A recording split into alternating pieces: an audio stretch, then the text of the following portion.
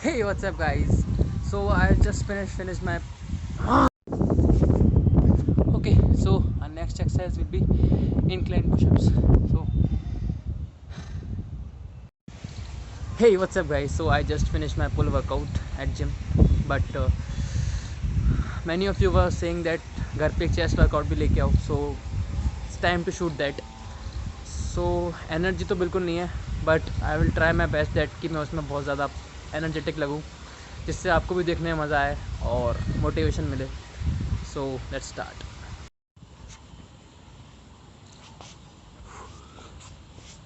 So first exercise will B pushups. So pushups में 3 variations होते हैं. एक नॉर्मल पुशअप्स जो कि शोल्डर विड्थ के अपार्ट होते हैं, एक हल्के से वाइड पुशअप्स और एक extreme wide pushups. We are gonna hit all of 3 them. So let's start with then shoulder retract like this, then down, up. ऊपर आते वक्त आपको स्क्वीज करना है जिससे पूरा कॉन्ट्रैक्शन मिले, एंड डाउन.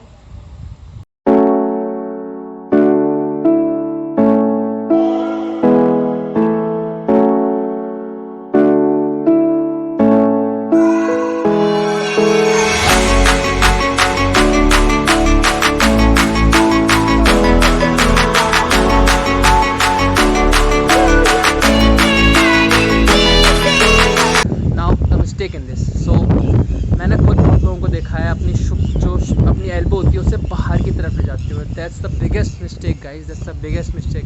अपनी कॉनी को हमेशा अंदर की तरफ लेके आना, हमेशा कभी बाहर की तरफ मत लेके आना. उससे आपके जो शोल्डर में रोटेटर कफ है यहाँ पे बहुत गंदी इंजरी हो सकती है और फिर आप 5-6 महीने के लिए रेस्ट पे जाओगे.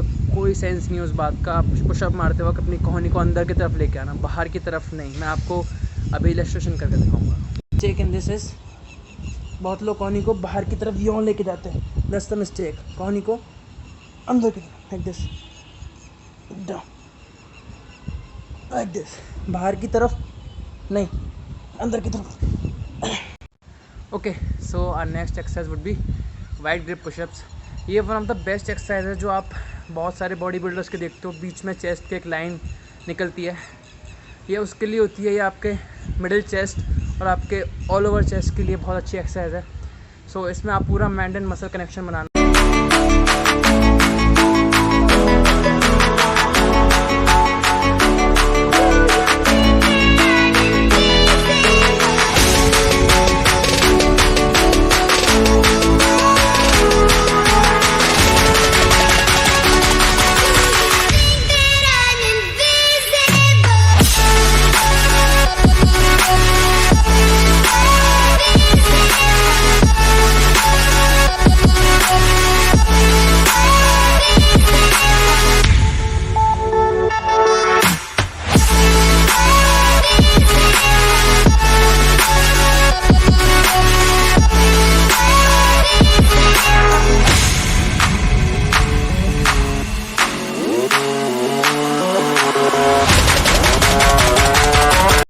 Okay, so many of you might be thinking कि जो फेस है वो नीचे की तरफ फेस करना है या फिर सामने की तरफ.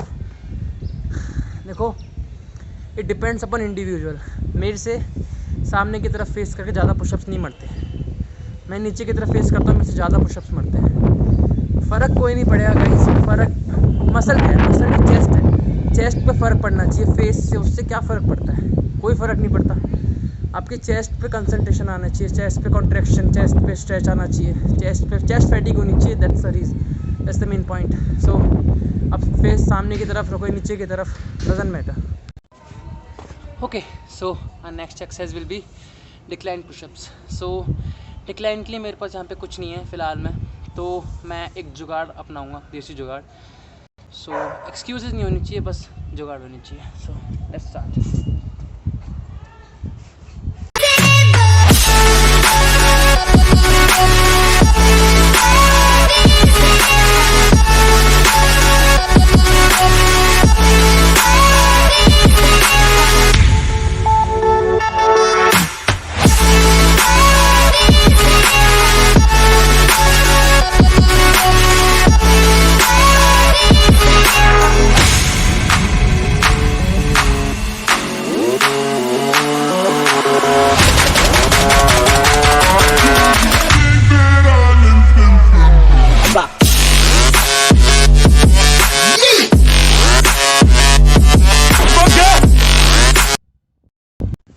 Okay, so if you want to make this exercise more difficult, decline pushup, so जब आप नीचे जाते हो तो आप 3 2 1 काउंट करना और नीचे जाके होल्ड करना 2 सेकेंड।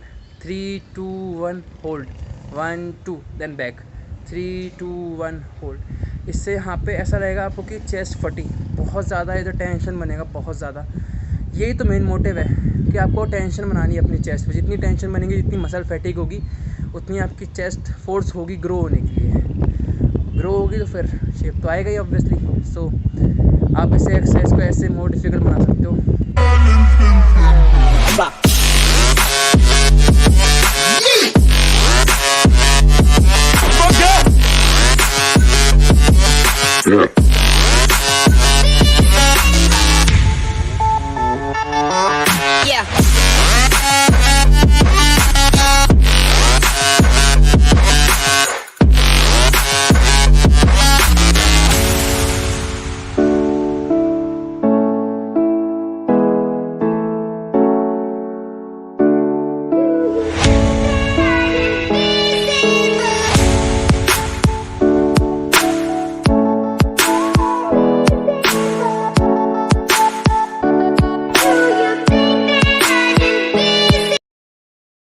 ओके, सो एक और बहुत इंपॉर्टेंट इन्फॉर्मेशन जो मैंने आपको बताया कि आपको रैप रेंज 12 to 15 रखनी है। वो रैप रेंज आपको सिर्फ तब तक रखनी है जब तक आप यूज टू नहीं हो जाते इस एक्सरसाइज के। Use to in the sense जब आप इस एक्सरसाइज को अराउंड 25 to 30 डेज़ कवर कर चुके हो उस एक्सरसाइज से अपनी चेस्ट को। देन अगर आप फिर भी होम वर्कआउट ही कर रहे हो, then what you all want to do is go till failure. Failure का मतलब होता है इतने रैप्स करना कि आपकी चेस्ट में जान ही नहीं बचेगी, वो ऊपर भी आ सके। उसका मतलब होता है फेलियर। बिल्कुल आप बिल्कुल ख़त्म हो जाओ कि हाँ अब मेरे से एक रैप भी नहीं लगेगा। That's called failure, that's called the real failure. आपको ग्रो करने के लिए वहाँ तक जाना है जब आप यूज्ड टू हो जाओ एक्सरसाइजेस के, पहले नहीं।